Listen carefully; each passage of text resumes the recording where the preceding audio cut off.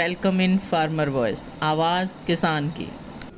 साथियों, जिस तरह से लिबासपुर गांव ने 1857 की जंग के अंदर अपनी अहम भूमिका निभाई है, उसी तरह से भिवानी जिले के बवानी खेड़ा ब्लॉक के अंदर रोहनाथ गांव ने भी आगे बढ़ करके बहुत बड़ी भूमिका निभाई थी। साथियों, 10 अगस्त से वहां पर लगातार धरना चल रहा है और हमारे एक साथी ने वहां पर शहादत भी दे दी है। संतलाल नाम के किसान की शहादत वहां पे हो गई है। साथी, 3 मांगों को लेकर के धरना जारी है। साथियों, रोहनाथ गांव के अंदर सबसे पहली जो अहम मांग है, जो 165 साल पुराना मुद्दा है। साथियों, रोहनाथ गांव की सारी जमीन को 20,656 बीघा को नीलाम कर दिया था। साथियों, आज आजादी के 75 सालों के बाद भी वो जमीन का अंतकाल और रजिस्ट्री इस गांव के नाम नहीं है।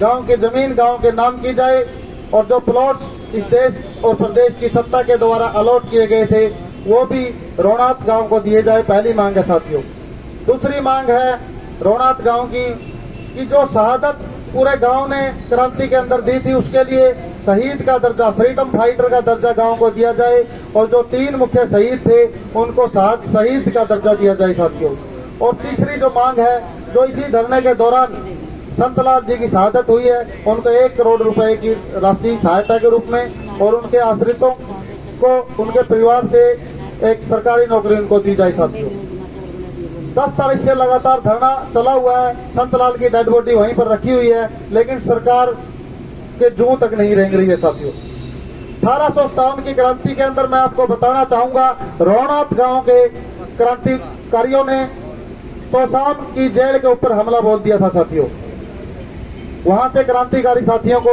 रिहा करवाया था और सारे क्रांतिकारियों ने फांसी के अंदर 11 अंग्रेज अधिकारियों को मौत के घाट उतार दिया था और हिसार के अंदर 12 अंग्रेज अधिकारियों को मौत के घाट उतारने का काम किया था। और 3 क्रांतिकारी साथी वहां पर जो थे, रूपा खाती, नंदा जाट और ब्रिडदास स्वामी।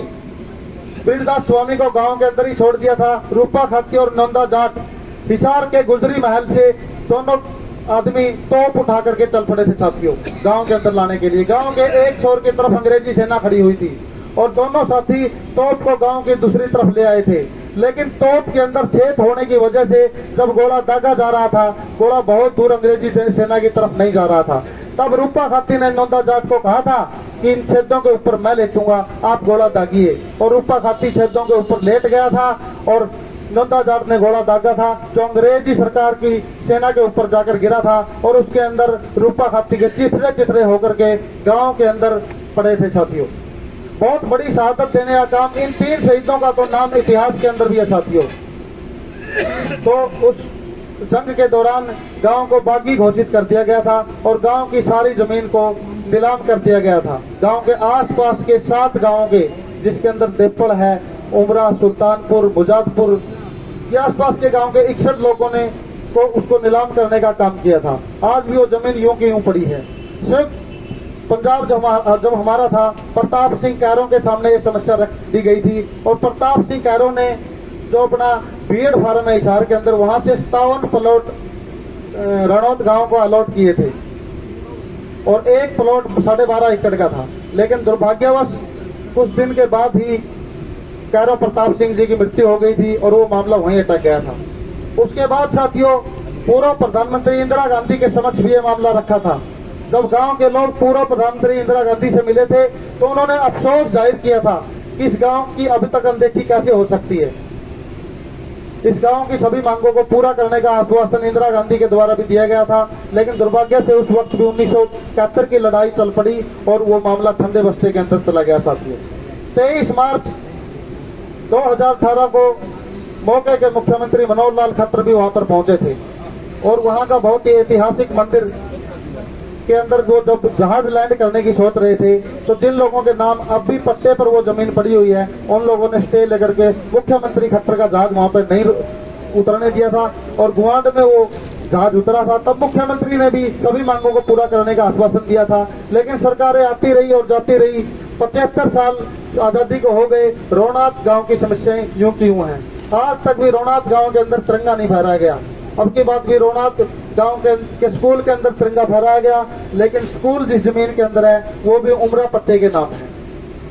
सिर्फ गांव का कुआं और गांव का तालाब ही रोनात गांव के नाम है साथियों।